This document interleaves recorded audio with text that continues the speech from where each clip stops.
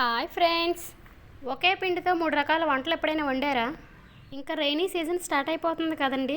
దానికి వామాకుతో బజ్జీలు వేసుకుంటే చాలా వేడివేడిగా బాగుంటుంది.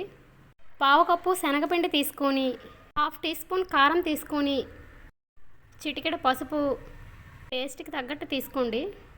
చిటికెడు baking soda, half teaspoon masala, chaat masala add చేస్తున్నాను నేను. ఇవన్నీ కలిపి పిండిలో బాగా కలిసేటట్టు కలుపుకోవాలి. తర్వాత ఏమో కొద్దిగా వాటర్ యాడ్ చేస్తూ, బజ్జీలకి బ్యాటర్ ఎలా ఉండాలో దానికి తగ్గట్టుగా కొంచెం కొంచెం వాటర్ యాడ్ చేసుకుంటూ మిక్స్ చేసుకోవాలి. దీన్ని ఒకేసారి యాడ్ చేయకండి, కొంచెం కొంచెంగా యాడ్ చేస్తూ కలుపుకోవాలండి. పిండి అంతా మెత్తగా ఉండలు లేకుండా కలుపుకోవాలి. ఈ రైనీ సీజన్లో వేడివేడిగా ఏమైనా తింటే బాగుంటుంది అనుకునేటప్పుడు ఇలా బజ్జీలు వేసుకొని తినండి, చాలా బాగుంటుంది.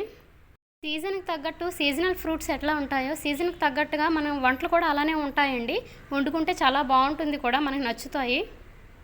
ఈరోజు నేను వామాకు, బంగాళదుంప, ఉల్లిపాయలతో బజ్జీలు వేశాను. చాలా టేస్ట్గా వచ్చినాయండి. ముందుగా కలిపి పెట్టుకున్న బ్యాటర్లో కట్ చేసుకున్న ఉల్లిపాయ, బంగాళదుంప ముక్కలు అలాగే వామాకులు కూడా వేసుకొని పిండి వాటికి బాగా పట్టేటట్టు అందులో ముంచుకొని 5 నిమిషాలు పక్కన పెట్టుకోవాలి. మనం బయట కొనుక్కునే బజ్జీలు ఉంటాయి కదా, వాటికిలాగే చిన్నగా ఉల్లిపాయలు తరుముకొని దానికి కొంచెం నిమ్మరసం, కొద్దిగా కారం యాడ్ చేసుకొని బాగా మిక్స్ చేసి పక్కన పెట్టుకోండి.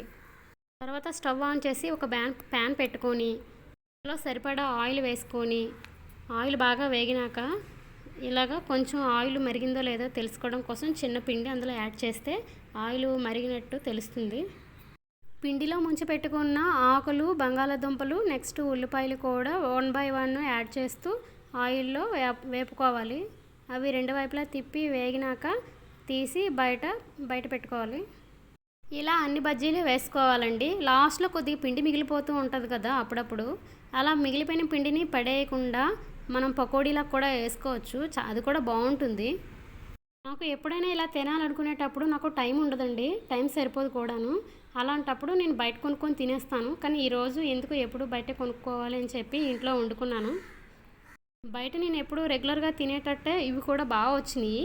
చూడటానికి ఎంత బాగున్నాయి కదా, టేస్ట్ కూడా అంతే బాగుంది.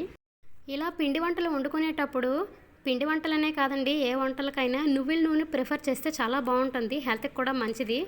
అప్పుడప్పుడు నేను నువ్వుల నూనె ఎక్కువ కాస్ట్ అయినా సరే అదే కొనుక్కొని వండుకుంటాం మేము. నేను వామాకు బజ్జీ తినడం ఇదే మొదటిసారి, కానీ వామాకు బజ్జీ చాలా బాగుంది, హెల్త్కి కూడా మంచిదంట. Okay friends, bye bye, thank you. Please subscribe friends.